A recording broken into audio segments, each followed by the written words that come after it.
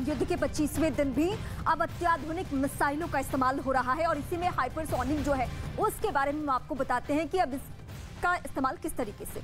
इसका इस्तेमाल रूस की सेना ने पहली बार किसी युद्ध में किया है और जो करीब 12,000 किलोमीटर प्रति घंटा की रफ्तार से उड़ान भर सकती है। ये रफ्तार इतनी ज्यादा होती है कि किसी को भी संभलने का मौका नहीं मिलता और एयर डिफेंस सिस्टम के रडार भी गच्चा खा जाते हैं। यही नहीं, इतनी तेज रफ्तार से उड़ते हुए ये हवा में अपनी दिशा भी बदल सकती है। इसी वजह से हाइपरसोनिक मिसाइल डिफेंस सिस्टम तक को चकमा दे सकती है और वो इसे भेद ही नहीं पाते। ये इसकी खूबी है। इसके साथ ही इस मिसाइल के जरिए करीब 2000 किलोमीटर की दूरी से दुश्मन के ठिकानों पर परमाणु हथियार भी गिराए जा सकते हैं। मिसाइल न भेदी जाएगी और ऊपर से परमाणु हथियार भी लेकर चलेगी। मतलब ये कि यूक्रेन के खिलाफ जंग में रूस के लिए एक तरह का ब्रह्मास्त्र साबित हो सकती है।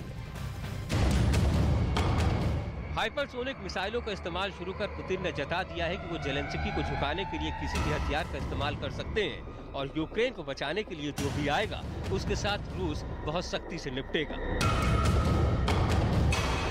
हाइपरसोनिक मिसाइल सिर्फ रूस के पास नहीं है, चीन और अमेरिका के पास भी हाइपरसोनिक हथियारों की सबसे बड़ी अत्याधुनिक तकनीक मौजूद है।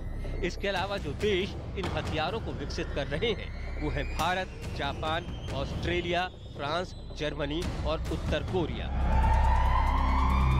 पुतिन के हाइपरसोनिक मिसाइलों के इस्तेमाल के बाद अमेरिका ने आशंका जताई है कि रूस यूक्रेन में परमाणु हमला भी कर सकता है। अमेरिकी सेना ने आशंका जताई है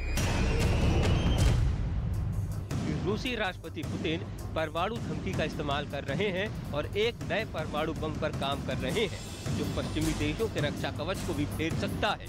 इससे पुतिन पश्चिमी देशों को भयानक नुकसान पहुंचा सकते हैं।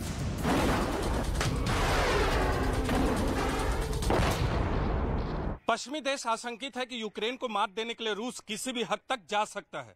पुतिन बार बार इस बात को दोहरा भी चुके हैं कि यूक्रेन और रूस के बीच जो भी आएगा उसे बख्शा नहीं जाएगा। यही वजह है कि पश्चिमी देशों ने अब तक यूक्रेन को नो फ्लाई जोन घोषित नहीं किया, जबकि बार बार जेलेंस्की इस बात की अपील कर चुके हैं और नाटो तो पहले ही किनारा कर चुका है।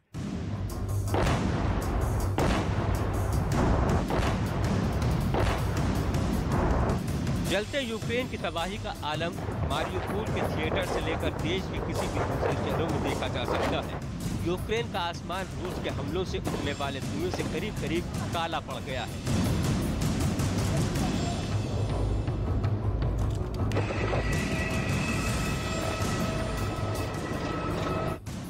लाखों लाख लोग अब तक यूक्रेन से पलायन के लिए मजबूर हुए हैं।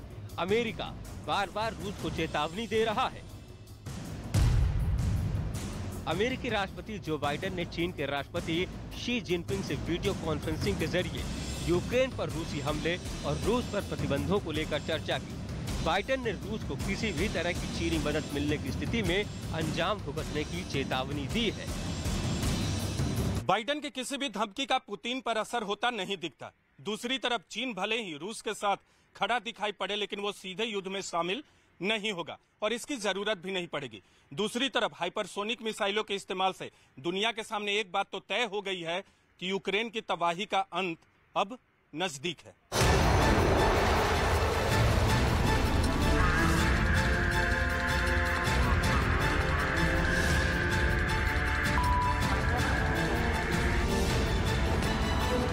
रूसी राष्ट्रपति व्लादिमीर पुतिन ने किंजल यानी ड्रैगन मिसाइल को एक आदर्श हथियार करार दिया है। रूस ने जिस किंजल मिसाइल का इस्तेमाल किया है उस हाइपरसोनिक हथियारों की स्पीड की डिटेल समझिए।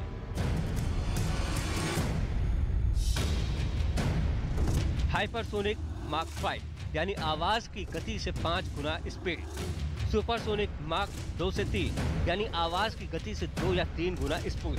सबसोनिक माक 0.8 यानी आवाज की गति से कम स्पीड।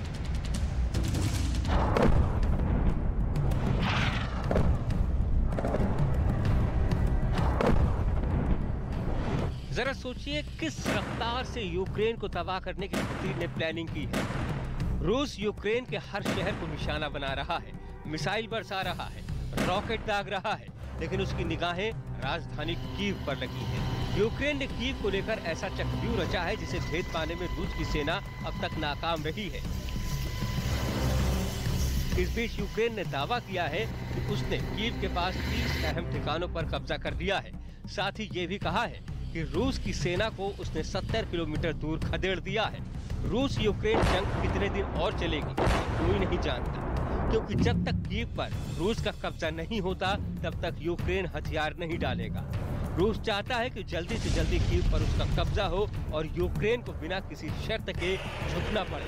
हाइपरसोनिक मिसाइल का इस्तेमाल इसी प्लानिंग का हिस्सा है। यूक्रेन के सैनिकों से मिल रही कड़ी टक्कर के बाद रूस अब कीव पर कब्जे के लिए अपने घातक हथियारों के इस्तेमाल की योजना बना रहा है और कीव को चारों ओर से घेरने के लिए वो कीव समेत अलग अलग शहरों में अपने तोपों और टैंकों से लगातार हमला कर रहा है।